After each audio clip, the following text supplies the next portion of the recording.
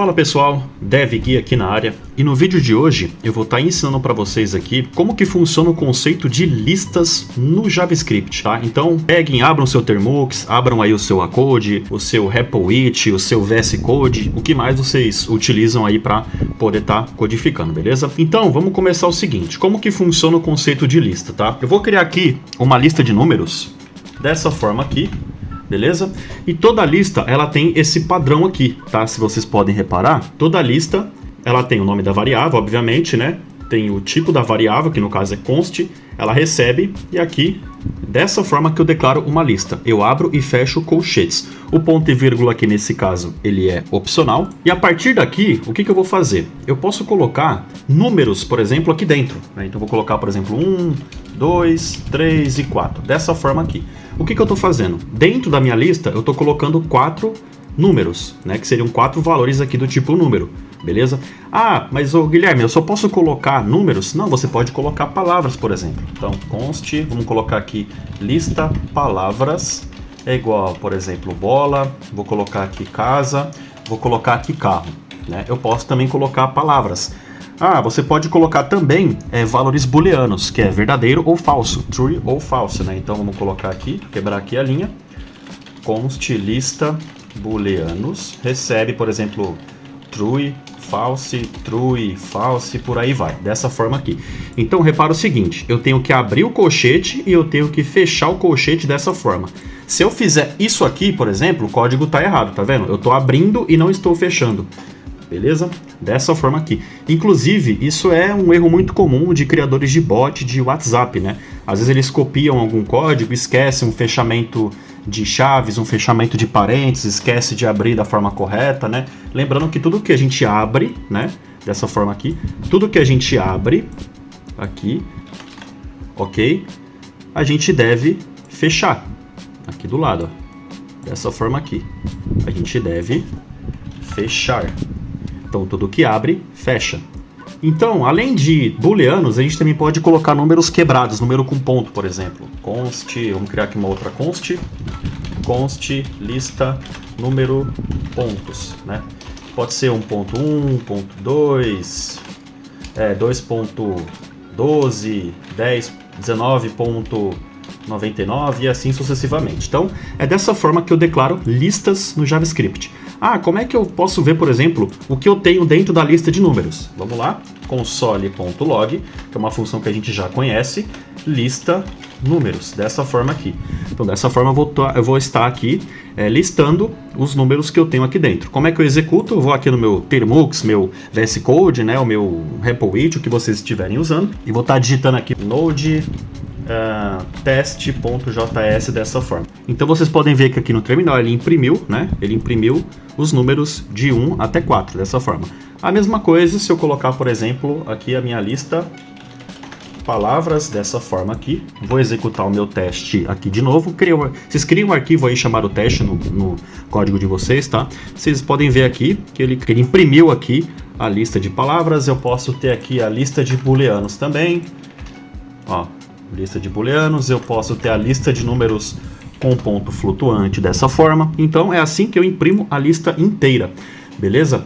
Uma outra coisa que eu posso também fazer é imprimir, por exemplo, o tamanho da lista, né? Então, por exemplo, aqui lista de números eu tenho um elemento, 2, 3, 4 elementos. Como é que eu sei o tamanho da lista?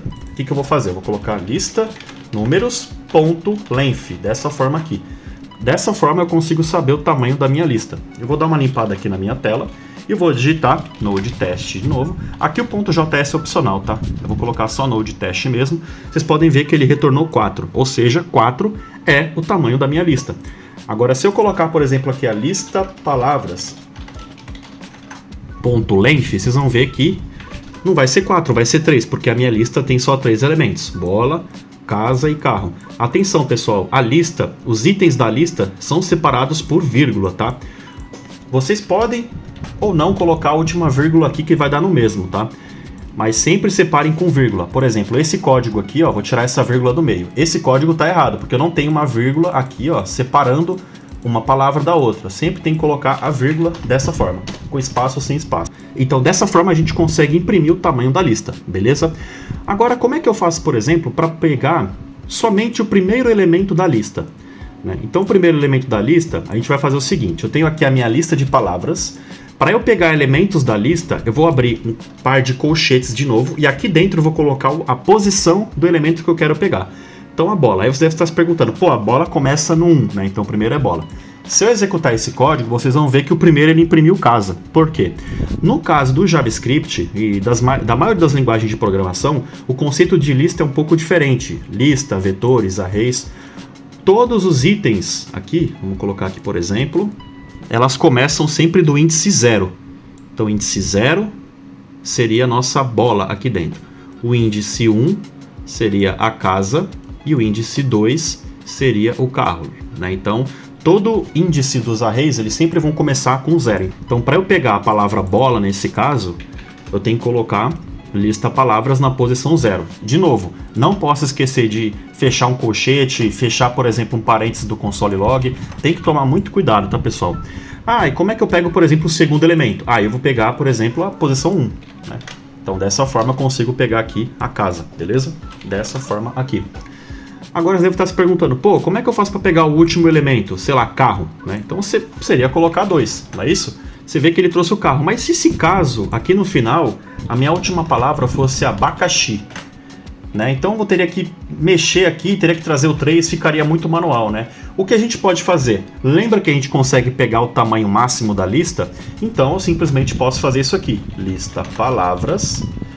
.length, ok? Só que o lista palavra .length ele vai voltar 1, 2, 3, 4, número 4. E se você lembra bem, a posição das palavras ela começa em 0, 1, 2 e 3. Não tem o índice 4, então é só eu subtrair um item aqui, né? Então vou diminuir o tamanho aqui. Se eu chamar de novo, eu tenho aqui o abacaxi. Agora, tanto faz se eu colocar, por exemplo, pneu dessa forma aqui, ele sempre vai estar pegando a última palavra, né? Por quê? Porque eu estou fazendo agora isso dinamicamente. Primeiro eu pego o tamanho da lista e subtraio um elemento aqui, né? É dessa forma então que funciona a combinação, né, de funções, beleza? Aí você deve estar se perguntando, pô, beleza, Gui, eu tenho ali minha bola, casa, carro, vou até tirar esses dois aqui, vamos trabalhar só com números e palavras. Como é que eu faço para adicionar itens na lista, né? Para adicionar itens na lista, a gente pode fazer o seguinte, eu posso chamar o lista palavras .push, dessa forma aqui. E eu vou colocar, por exemplo, a abóbora, né? Se eu imprimir agora a minha lista, vocês vão ver o seguinte, opa. Vocês vão ver que agora eu tenho 4 elementos na lista, na posição 0, 1, 2 e 3, né? E o abóbora foi aqui para o final. Então é dessa forma que eu coloco itens na lista, beleza? Para eu remover itens da lista, eu posso fazer o seguinte, lista palavras.pop, né? O push ele vai inserir, o pop ele vai remover. Se eu chamar aqui o meu código, você viu que sobrou a bola e a casa. E o legal é que no pop eu posso recuperar a última palavra que foi removida. No caso, o carro. Então, const palavra removida recebe lista palavras.pop. Vou colocar aqui no console log como segundo parâmetro a palavra removida. Vocês podem ver que ele trouxe aqui bola e casa e o carro separado, porque quando eu chamo pop eu consigo remover o último elemento e também consigo trazer ele para dentro de uma variável. Uma outra coisa que a gente pode fazer é o seguinte, eu estou aqui com os números, né, de 1 a 4, beleza? Repara o seguinte, imagina se ao invés de eu querer remover itens do final, eu queira remover do começo. Como é que eu faço? Eu vou chamar aqui lista números .shift, dessa forma assim. Se eu chamar agora o console log em lista números, vocês vão perceber que quando eu chamar o node teste, ele vai trazer 2, 3 e 4, porque o 1 ele removeu, certo? E da mesma forma que a gente tem o pop, ele remove o último elemento e coloca numa variável, no shift também é assim. Eu posso pegar const número removido, ou primeiro número removido, né? Pode ser.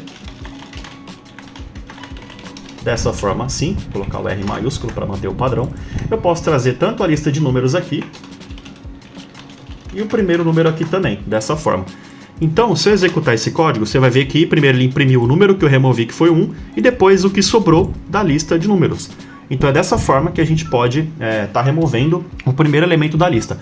Assim como a gente pode estar removendo, a gente pode também estar inserindo. Como é que eu insiro? Assim como eu tenho shift, eu tenho unshift. Então posso fazer isso aqui.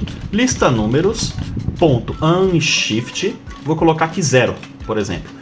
Se eu chamar agora o console log, no lista números, vocês vão ver que agora eu tenho 0, 1, 2, 3, 4. Então eu inseri um elemento no começo da lista.